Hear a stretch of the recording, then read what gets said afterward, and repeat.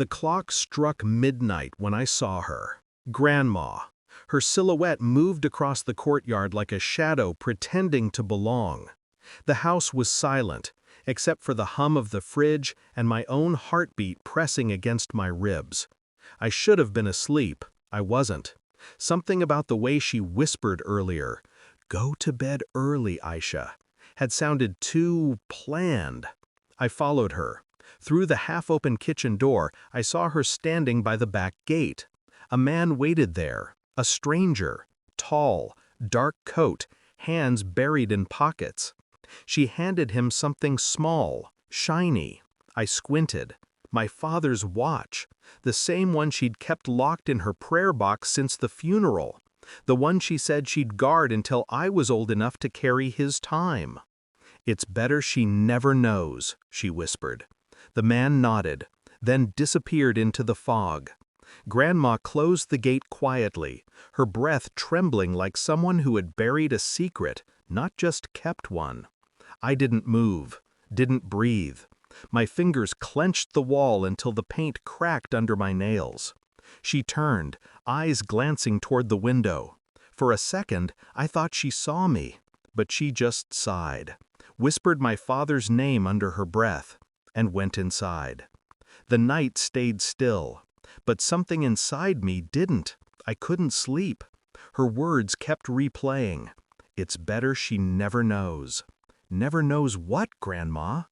The next morning she made breakfast like nothing had happened. Porridge, honey, her usual hum of half-forgotten lullabies.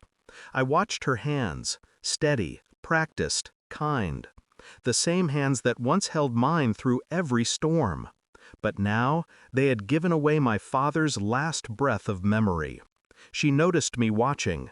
"Did you sleep well, dear?" I nodded. Lied. Yes. She smiled. Poured tea. Talked about my exams, the weather, the neighbors. Her voice sounded soft as always, gentle, patient, but something had shifted. I could hear the lie beneath every word. Love and betrayal. They wear the same tone sometimes.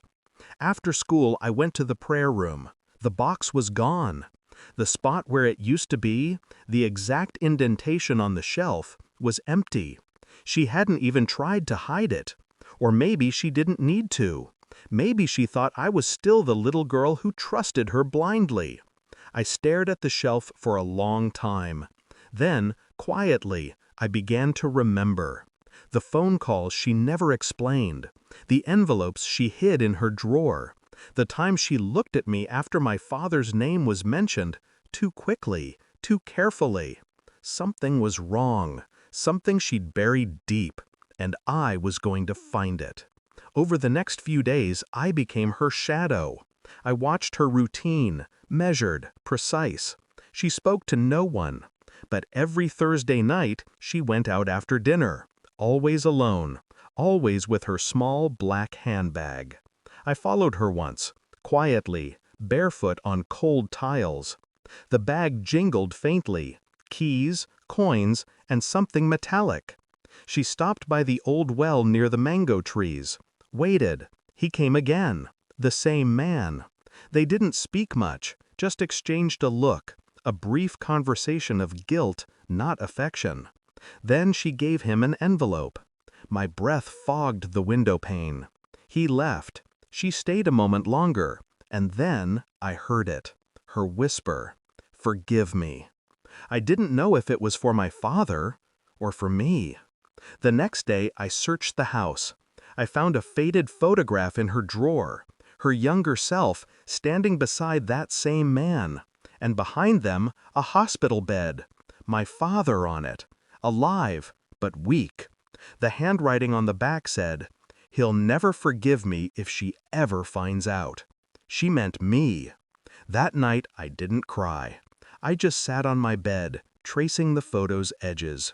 My pulse slowed, my thoughts sharpened. Whatever secret she was protecting, it wasn't for me. It was from me. I found the truth 3 days later, in the bottom drawer of her wardrobe. A sealed letter addressed to Ayesha, when she's ready. I was ready. Inside was a hospital discharge paper, my father's signature missing. Another line caught my eye. Property transfer, authorized by next of kin, Rukhsana Begum, Grandma. She'd sold his land while he was in the hospital, to pay off someone else's debt, the man's debt, the same one she kept meeting. And the watch, my father's, was collateral for a deal she never repaid. I folded the letter carefully. My hands didn't shake. She came in moments later, saw it in my hand, her face drained. "Ayesha, where did you—" I looked up, calm. "When you said it's better I never know, what did you mean?" She froze. I could see the realization settle in, the way fear does when it realizes the game is over. She tried to explain. Something about choices, sacrifices, desperation. But the words were hollow. Every syllable was a nail in the coffin of what we once were. I didn't shout, I just stood and handed her the letter. Then I walked away. The next morning, I packed my school bag, slowly, methodically. She watched me from the kitchen doorway. "Where are you going, Ayesha?" I zipped the bag. "To school." Her voice trembled. "You'll be back for lunch?" I looked at her, the same woman who had once braided my hair, who had sung lullabies after nightmares, who had lied to me with love in her eyes. "No," I said. "I think I'll eat there." Silence. Heavy. Final. As I left, I placed something on the table. My father's photo. The one she'd hidden. She reached for it with shaking hands. Her lips parted, but no words came out. For once, I saw guilt win, not forgiveness. That was enough. Outside, the air was sharp, clear. I walked past the well, the trees, the fog where the stranger once stood. The world looked the same, but it wasn't. People talk about heartbreak like it's noise, but real heartbreak is silence. It's when you stop asking why. At the gate, I paused, looked back once. She stood at the window, a small figure swallowed by the house that now felt like a lie. I didn't wave. Some truths don't deserve closure. I adjusted the strap of my bag and kept walking. The watch was gone, but time, my time, had finally begun.